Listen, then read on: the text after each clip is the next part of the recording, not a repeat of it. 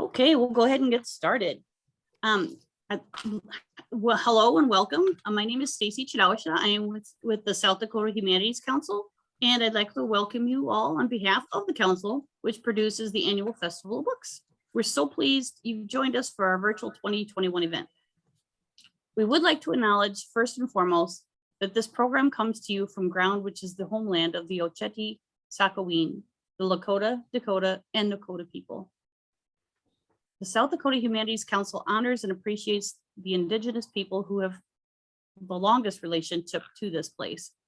Before this event gets underway, I'd like to share some housekeeping details. We ask that you keep your microphone muted throughout the event to minimize background noise. If you'd like to share comments with today's presenter or our award winners, please type them in the chat section on Zoom, which you can open by clicking on the conversation bubble at the bottom of your screen or in the comments section on Facebook. We encourage you to buy books by our presenting author at your local independent bookstore. Our official festival booksellers are Books A Million and the Birdcage Bookstore and Mercantile, both in Rapid City. You can also buy directly from our author, and I'll put his link in the chat. To help us continue to improve the festival, we'd appreciate your filling out an evaluation form. We'll share a link in the chat section on Zoom, and we'll also email you a link to this survey at the conclusion of the festival.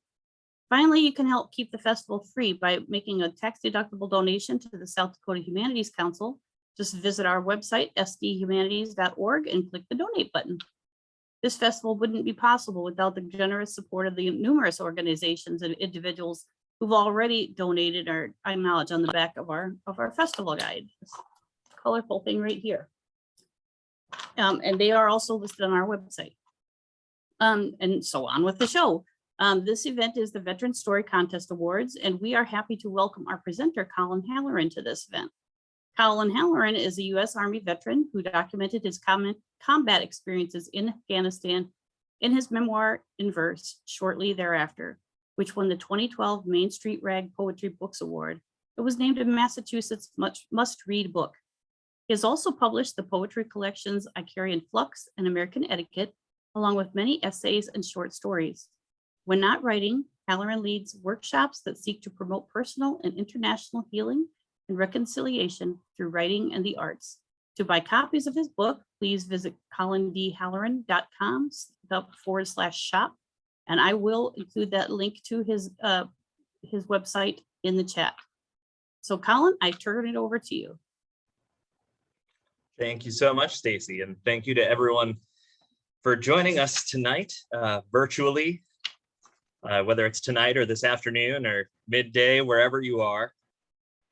2021 marks the 5th year of the South Dakota Humanities Council's Veteran Story Contest, which is designed to support veterans and active service members in reflecting on their experiences and sharing their stories.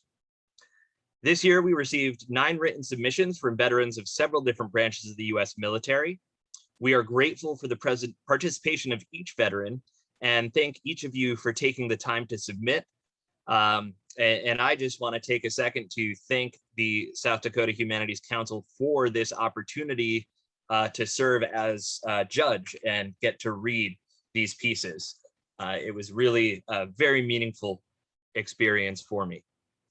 So without further ado, we will get this rolling. Your certificates are in the mail. I dropped them off at the UPS store this afternoon after my noon session. So those should be getting to you soon. So we're going to begin with our 3rd place winner, Jim Anderson, and his piece, Bringing Walter Home. In Bringing Walter Home, Anderson explores the way that war can ripple out through time and impact those close to it long after it has ended. Anderson shows a keen eye for detail that helps place the reader where they need to be in order to best explore the world that he creates. Over to you, Jim. Thank you. Bringing Walter Home. My grandparents, Peter and Ida Anderson, lived just south of the old and the new Highway 16, 1/4 mile east of Murdo. Their farmhouse was well known in the area because the roof shingles spelled out Murdo for aircraft and tourists as I was led to understand.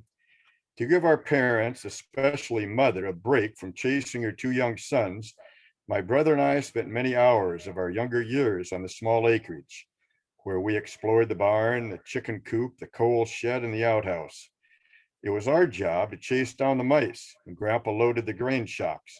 And later, when old Highway 16 was abandoned and the roadbed reclaimed, we helped load his 1950 Chevy pickup with pieces of asphalt.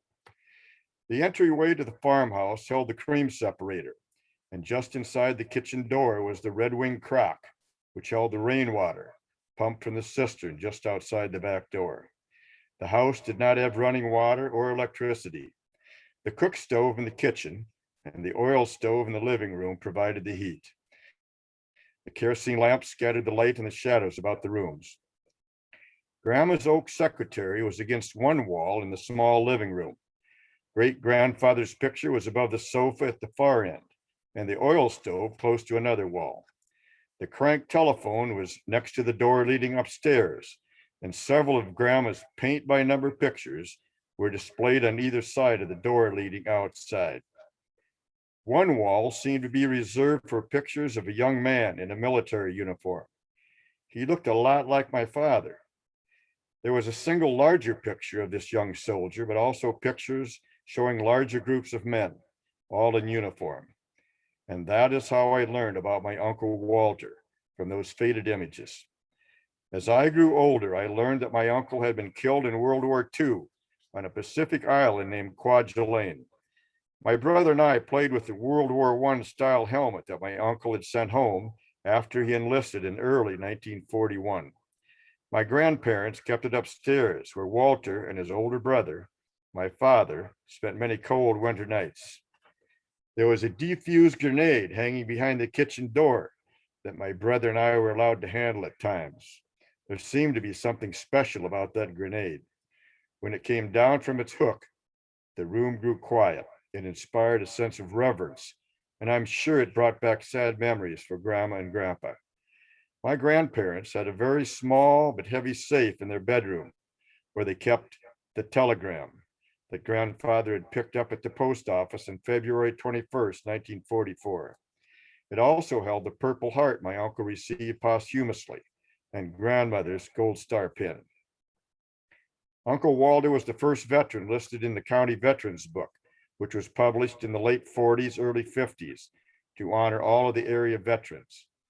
Those that died in World War I and World War II were listed first.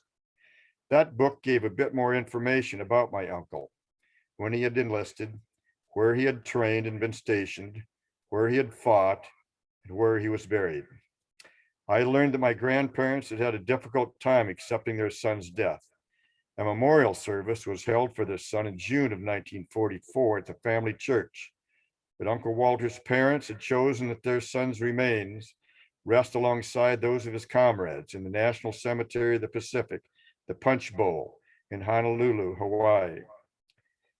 My older brother, Walter, born 3 months after his uncle's death, and of course named after his uncle, was drafted into the Army in the fall of 1967 after graduating from USD that winter. I graduated from SDSU that same spring. After tearing up my grad school applications and after attempting to enter a Navy OCS program and fully supporting our role in Vietnam, I volunteered for the draft. There were a number of other veterans in our family, including an uncle who served in World War I. 2 older cousins had married World War II veterans, and another a Korean War veteran. 2 other cousins had enlisted in the Marines out of high school in 1952. It was that legacy of family veterans and the stories of my Uncle Walter that prompted me to send that letter to my draft board in the fall of 1967. In early 1968, I took my basic training at Fort Lewis, Washington, and my AIT at Fort Ord, California. My uncle had trained and had been stationed at both Fort Lewis and Fort Ord. I know I walked in his footsteps. So what was in store for me? I was trained to drive several of the Army's military vehicles. I was assigned to the 20th Transportation Company at Cu Chi, Vietnam, and drove a 5-ton tractor and trailer rig, delivering damaged helicopter parts to Tan Son Nhut Air Force Base near Saigon. I returned with all kinds of parts to keep our choppers in the air. I returned to civilian life in the summer of 1969, flying to the West Coast, just as Woodstock was happening on the East Coast, back to a country in turmoil. I went back to college, taught for a few years, then went to dental school and practiced dentistry in a rural community for 31 years. I joined the local VFW and Legion, was part of the drill squad, and held several offices in the post. In the back of my mind, an obsession if you want, I had always wanted to find out more about my uncle, an uncle I had never known. One of my patients had a daughter who worked as a nurse on Kwajalein. They had visited her there and had brought back a booklet, which they shared with me about the island and the World War II battle there.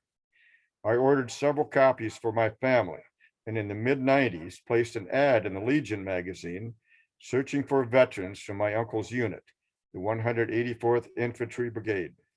I ended up corresponding with several who remembered and spoke highly of my uncle. My father had inherited from his parents all of the paperwork generated by his brother's death. While looking through some of those faded papers, I discovered one signed by his company commander that read, "During the operation, Staff Sergeant Anderson became platoon commander, again in which capacity he skillfully led his men. For the above action, I have recommended that Staff Sergeant Anderson be awarded the Bronze Star." There was not a Bronze Star medal among my uncle's effects. With the help of my veteran service officer and our congressman in Washington, D.C., that medal was awarded to my father, his closest next of kin. My brother, and uncle's namesake, and I had often visited with our parents about having Uncle Walter's remains brought back home. Father had been able to visit his brother's grave in Hawaii on 2 occasions, the only one of 4 siblings to do so. My brother and sister and I and several cousins and friends had also visited his grave over the years. But we thought, as the years fly by, just how many of our 20 cousins and their relatives on that side of the family will know anything of our Uncle Walter. And in the years to come, will they even know where he is buried? After my father, Uncle Walter's last sibling, died in 2009, and my mother in late 2020, my brother and I began in earnest the process of bringing Uncle Walter home. A local funeral home coordinated with a funeral home in Hawaii, one that would do the disinterment and cremation. Authorization paperwork was obtained from the VA and the National Cemetery of the Pacific and sent to the remaining 11 cousins. All of the cousins had to agree to the disinterment. It was not to be. Our backup plan, a monument to our uncle in the family plot, beside his parents and brother, a monument that tells of one family's patriotism and sacrifice, was dedicated on July 24th, 2021. Staff Sergeant Walter J. Anderson, a true American hero and patriot, will not be forgotten. Thank you, Jim, for sharing your words with us, your story with us, your family's story. Truly was a pleasure to read and now to hear you read it. Thank you. Our next reader is our second place winner. And the piece is Crop Duster by Steve Randall. Steve Randall's Crop Duster is a wonderful vignette that shows the reader just how easy it is for war to rear its head in the midst of everyday life. In this piece, Randall perfectly demonstrates Richard Hugo's duality of subject, a theory in which he explains that there are 2 subjects to every writing piece: the subject that is at the surface and the emotional subject that lurks below. Steve, over to you. Crop Duster. Early one summer morning, Uni and I packed my paint easel and a sandwich and drove from Sioux Falls up to the South Dakota town of Timber Lake, west and south of Mobridge, crossing the Missouri into the Grand River Valley and turning to go uphill through Trail City and Glen Cross. We looked out at rolling prairie hills and grassland and fields of blooming flax, a beautiful shade of blue in the early morning sun. I'd never seen a flax field in bloom before. I wanted to stop and do a painting right then and there, but we had to be in Timberlake by 9 a.m. to register at the museum for a plein air paint out. And other artists were sure to be there early to catch the morning light.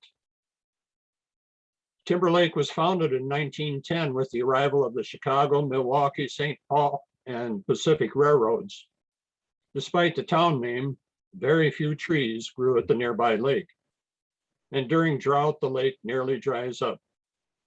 The town does have a Days of 1910 celebration in July every year, with a huge red and white striped tent set up in the middle of Main Street, and a wonderful 4-H roast beef sandwich and baked bean dinner with a salad and beer on the side. Homegrown entertainment is showcased on a stage at one end of the tent, and the music is loud and joyful in the evening. After registering and stopping in the Timberlake Topic newspaper office to say hello to a friend, Uni walked over to spend some time at the museum and library to check on family history.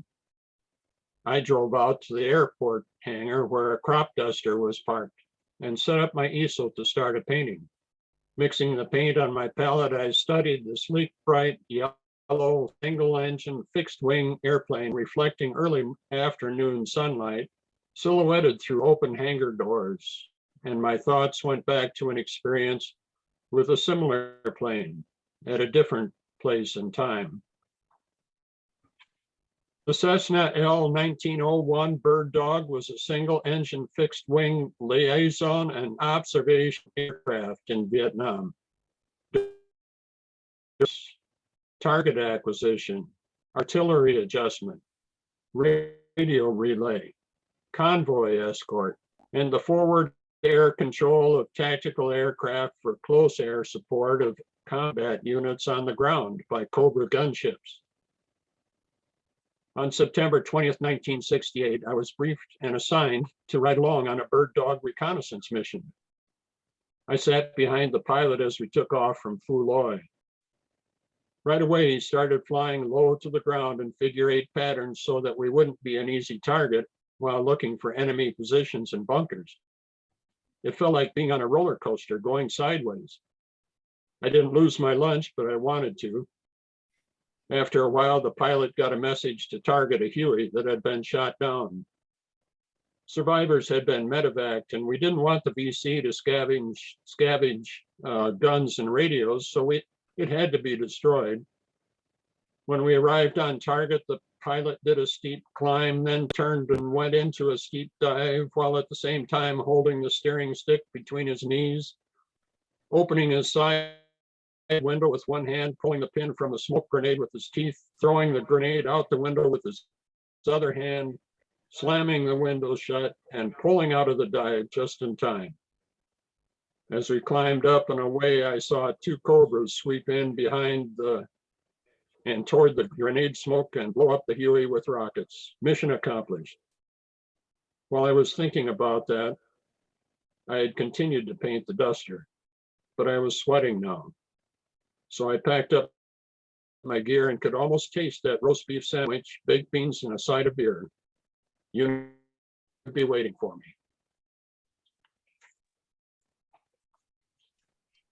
Thank you, Steve, for your words, for sharing them, for your presence here.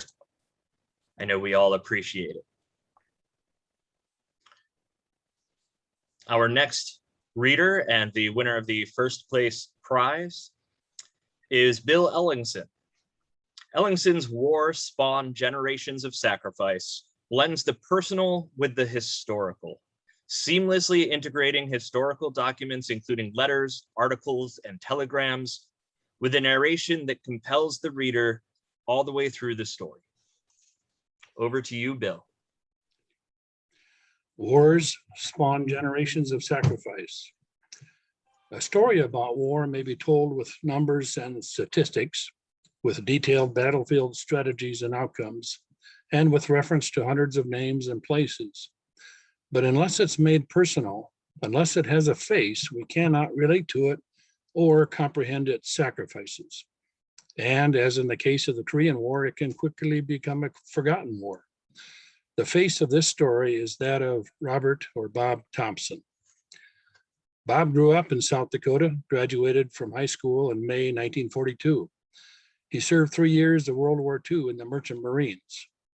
In December 1948, Bob was drafted into the U.S. Army, and in December, a year later, 1949, Bob married Doris Stordahl, a girl from back home. And shortly thereafter, he completed Officer Candidate School. In June 1950, North Korea invaded South Korea. And then in November 1950, Bob was sent to Korea as a replacement officer for the 503rd Field Artillery, manning a 155 millimeter cannon used to support ground troops. When he left for Korea, Doris was 8 months pregnant with their first child and was due December 21. Daughter Vicky was born on December 20. Immediately on arriving in Korea, Bob was thrust into combat and living out of tents at best, foxholes at worst, in freezing weather. David Halberstam summed up the conditions of the Korean War in his book, The Coldest Winter, quoting, "It was fought on a strikingly harsh terrain and often in ghastly weather, a numbing winter cold." Bob's January 22 letter to Doris confirmed that, telling her, "Boy, it's been cold. Last night we lost 5 men to the weather, 4 frozen hands cases and 1 frozen feet. His feet just swelled up and burst and bled like heck." Despite the harsh conditions, Bob wrote Doris regularly. His December 1950 letters reflected how anxious he was to find out if their firstborn will be a boy or a girl.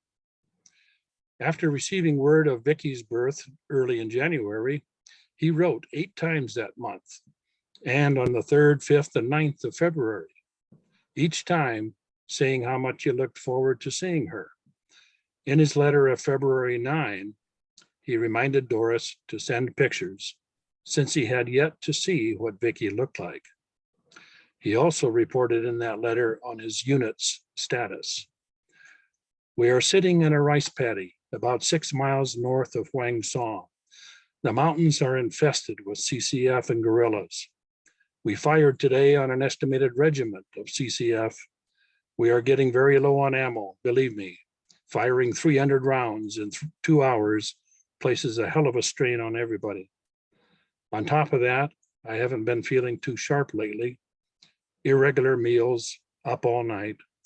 My eyes are so tired I can't see straight. Honey, I don't know what I'd do if I couldn't look forward to having you and our wonderful daughter when this mess is over. Kiss yourself and your wonderful baby girl. Bye now, sugar. I do love you so very, very much.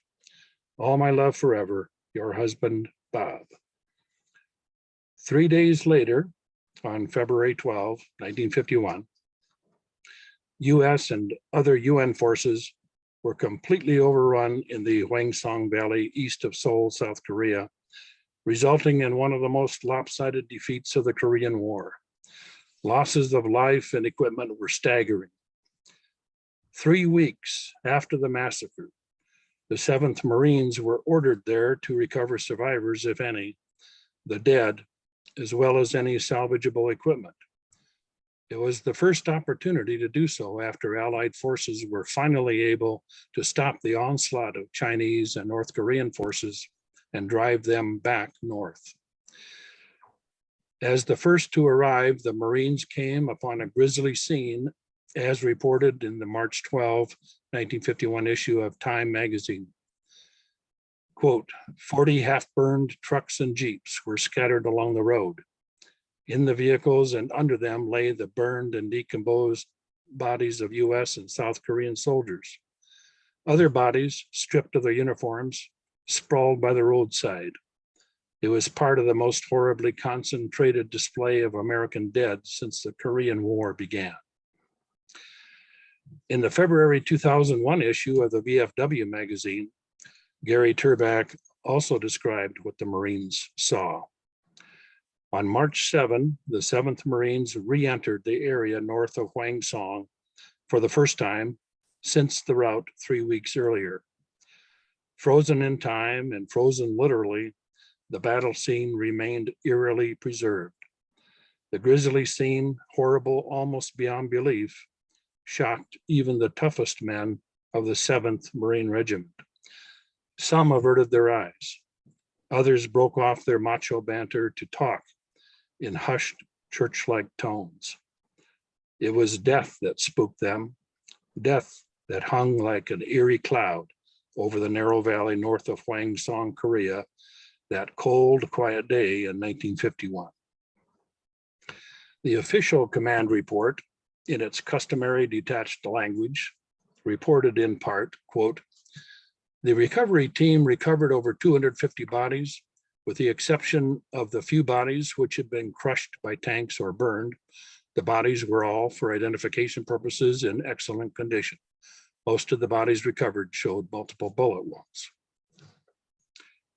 Bob's letters stopped after Doris got the one dated February 9. She did not hear anything from anybody for weeks and had no way to find out what happened. What she gleaned from limited news reports was discouraging. It was only natural for her to assume the worst. Finally, weeks later, on March 26th, the Monday after Easter, Doris received a Western Union telegram. The mercilessly short, handwritten, unedited note read, "Mrs. Doris J. Thompson, the Secretary of the Army has asked me to express his deep regret that your husband, Second Lieutenant Thompson, Robert K., has been missing in action in Korea since 12 Feb 51. Upon receipt of further information in this office, you will be advised immediately. Confirmation letter follows. Signed, Edward F. Witzel." Desperate for more information, on April 22, Doris wrote Bob's commanding officer. His reply of May 9 said that he was with Bob when they were overrun and was unhurt when he last saw him. But he went on to say, quote, "I do not know if Bob was later wounded or if something worse happened to him. I frankly believe that he is a prisoner of war in the hands of the Chinese." For nearly 3 months after her first telegram, Doris received no further official information. Finally, on June 21, she received a second brief, dispassionate, handwritten telegram. "Mrs. Doris J. Thompson, the Secretary of the Army has asked me to express his deep regret that your husband, Second Lieutenant Thompson, Robert K., was killed in action in Korea on 12 Feb 51. He was previously reported missing in action on that date. Confirming letter follows. Signed, William E. Bergen, Major General." A confirming letter dated June 25 was received. Another letter from the Army to Doris dated 9 July 1951 reported that, quote, "Remains tentatively identified as those of your husband were temporarily interred near Tangak, Korea," close quote. But he could not say when his remains would be returned to the United States. Another 3 months passed until finally, on October 17, she received another telegram telling her when and where his remains would arrive. At 3 p.m. on October 22, 1951, the train with Bob's remains rolled into his hometown. It was the date of his birthday. Only then was Doris able to make funeral arrangements. As to these communications, these telegrams, sometime in the mid-1960s, early in the Vietnam War, the military acknowledged that notification by telegram was a cruel way to handle such a sensitive matter. Since then, it has been done in person. The phrase, "war is hell and you cannot refine it," or a close version of it, was used by General William T. Sherman in a speech made several years after the Civil War to a graduating class of a Michigan military academy. Refine means to make nice or polish. There is no way to refine the hell that the Korean War was for those who fought it and for those at home, like Doris, as well as Bob's parents and siblings, waiting for news about their loved ones. As a tribute and reminder, Bob's name is etched into South Dakota's Korean War Memorial as one of the many names of Native sons who died in Korea. This story, based upon personal information and letters that Doris shared with her daughter Vicky, helps personalize the sacrifices of military service, especially in time of war. Sacrifices which are not limited to those on active duty, but extended to every loved one of the service member over more than one generation.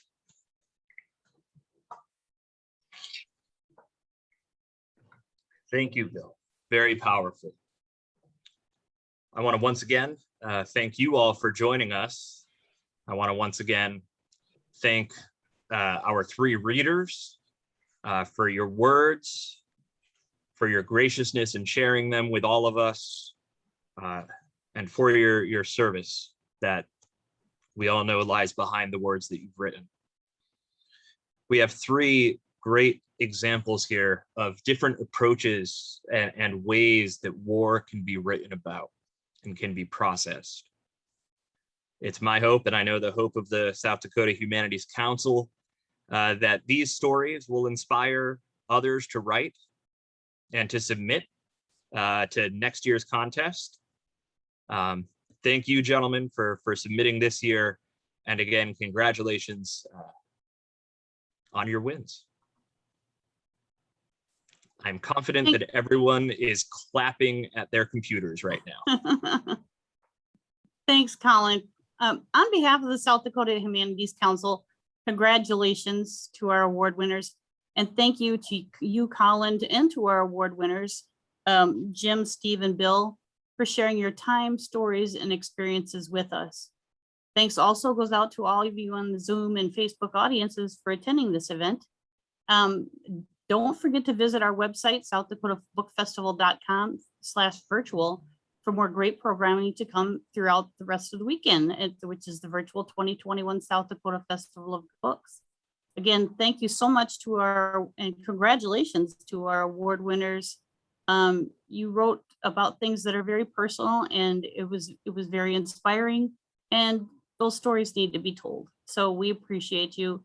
We appreciate you, Colin, and have a wonderful weekend, everyone. Thanks for joining us.